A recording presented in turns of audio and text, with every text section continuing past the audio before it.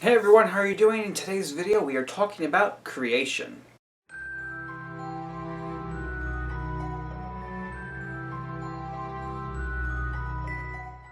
I love this week's topic and I'm so happy it is a subs-week topic, creation. What mythos can we tell, what mythos can I tell you regarding creation? What do I believe in regarding creation, cosmology, let's say.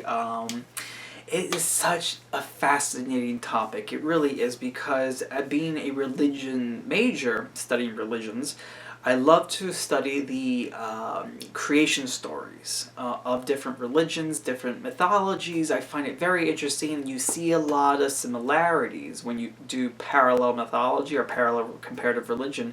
You notice that there are similarities in creation stories. For me, as you've seen in my other videos, that I am Greek pagan, mostly philosophical. I have ideas and not really belief. The topic, the question was, what do we believe in? I don't believe in anything literally happening. I like to use different stories and different systems as ways for me to understand and relate to the world and to divinity, and that sort of thing. I don't really actually believe anything of this literally actually happened. As a fact of history. But so let's talk about some myth. In the Greek tradition, there's two main myths of creation that you can talk about. The one that I want to talk about is my favorite, and it's the one where everything sprung out of chaos. In the beginning, in this tradition, there was only chaos. Now, chaos needs to be explained. What is chaos? It is not a room full of 20 little 5-year-olds running around, writing with crayons on the wall. It's not that kind of chaos.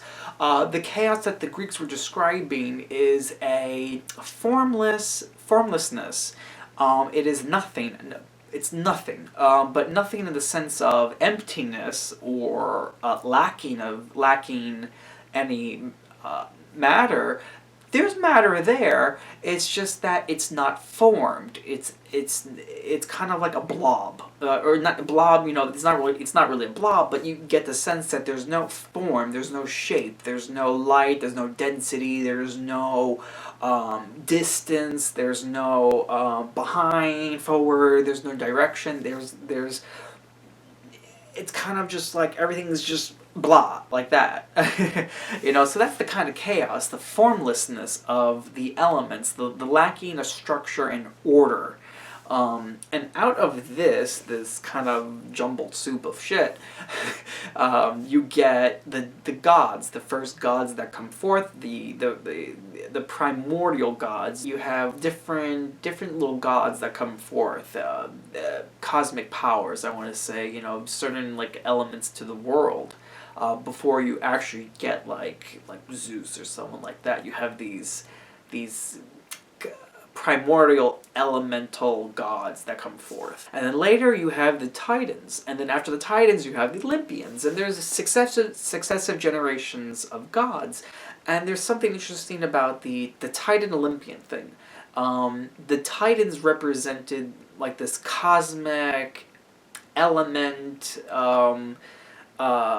but not really orderly in a sense. They're these, in mythology, they're kind of described as monstrous or like big giants, and they're kind of like but then when you have the Olympians come, the Olympians are beautiful and orderly, and they bring a certain refinement to the cosmos and a structure, and things settle down.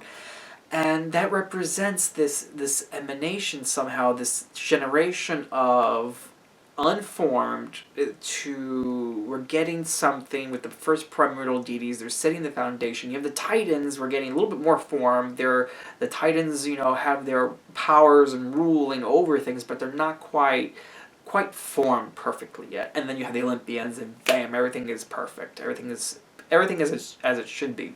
And you see this with the mythology, in that Olympians replaced Titans in the structure of the world. For example, when it comes to the moon, Selene was the Titaness that was ruler of the moon. She was the moon personified, Selene.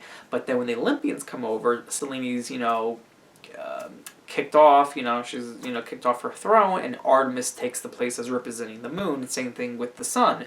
Apollo displaces Helios as the ruler of the sun. So you see this shift, and the Olympians bring forth order to the cosmos.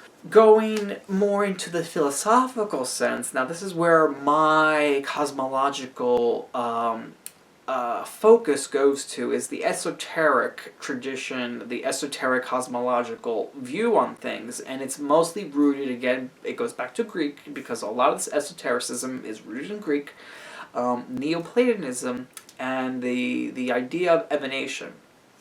Now, from the Neoplatonic philosophy, the ideas that you find there are later taken and used in influences things like Cabala and the Gnostics, and along with like Theosophy and a few other, the Rosicrucians, I think. There's a lot of esoteric groups, secret societies that take Neoplatonic ideas and borrow it. So what we have in these traditions is the idea of emanation, that, for the Greeks had, so the philosophers had their own god. They had it's something that we call now, like scholars call the god of the philosophers. The god of the philosophers was the source of everything, the thing that everything sprung from, not really that chaos per se, but this, it was called different things. It's been called the one, the source, the good, the absolute. We can use all these words interchangeably now as a way to reference this thing. And it was very close to the idea of the monotheistic God, but not quite there. They kind of missed it, because this source, this one, the god of the philosophers, wasn't a personal god. It didn't really give a shit about you. It wasn't something that was like, oh look, Angelo is hurting, let me go comfort him. Oh, Angelo, let me give you a hug. No, the one wasn't like that. But the thing is about the one is that you could love the one. You could aspire to the one. You could you, as a human, you could look to the one and love it, but it won't really love you back. The goal was to get back to your source. In this esoteric tradition, esoteric philosophy rooted in the Greek stuff, the Greek things, was that, and this is in Plato, that souls, bodies, our souls, are trapped in the material world because they're not really supposed to be here. They're from a more heavenly source, the pleroma. They're from this higher realm, and they fall into bodies and they get trapped. And it's your goal to kind of get back to the higher source. And this is an idea that gets borrowed into the Gnostics, for example. The Gnostics really took that idea and really, ran with it, that they had the idea of the world created souls being trapped in the body, and you had to get back to the heavenly source of where you came from.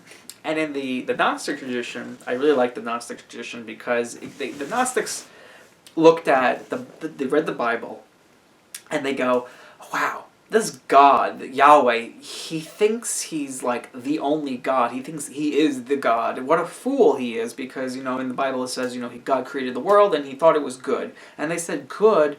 This shit's good? You kidding me? You think this is good? Are you like, you're stupid. Yahweh must be stupid.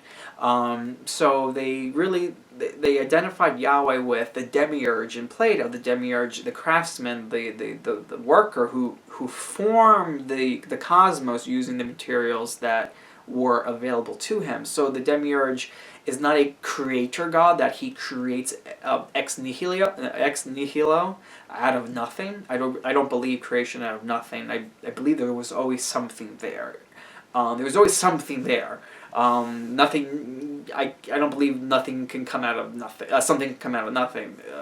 So the demiurge took the material that was available to him, the elements, and created the world, and thought it was good. What an idiot.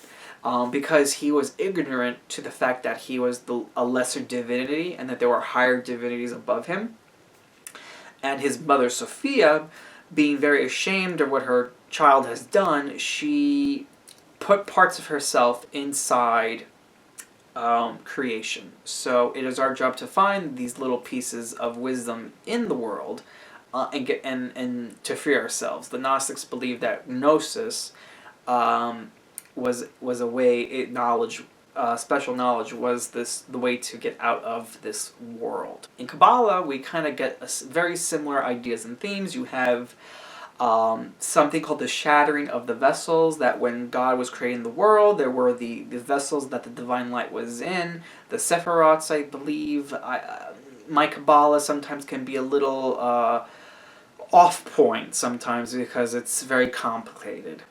But basically, these vessels contain God's light, and the vessels weren't strong enough to contain it, and it poof, kabooey, blew up. All the vessels blew up, and these shards are all over the universe, all over the world, and it's our job to kind of put back the pieces, to find these pieces and put them back together and to kind of fix shit. And they also have the Tree of Life, which is emanation. The Cabala believes in emanation. God creates the universe through emanation, different levels of successions of creation, different layers. And this is Platonic. And they believe in, returning back to the higher realm. It's all Neoplatonic. It's esoteric. It's an esoteric tradition. And for me, this is what I like to focus on as a system for understanding the cosmos, the world, how I relate to divinity, how divinity is expressed, how divinity expresses itself. So it's I don't believe per se in anything literally, but I like to look at these things as systems for me to use and work with to better understand the world.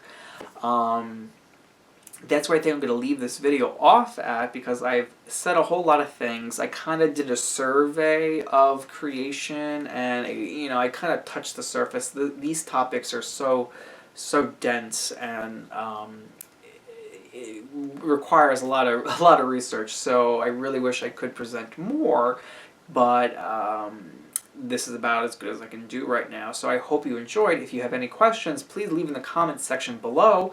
The comment section is very good because I can elaborate on certain parts of the video in the comments. So if there's something I said that you want to know more about, or you have a question, leave a comment. I will answer your question. So thank you for watching, and take care.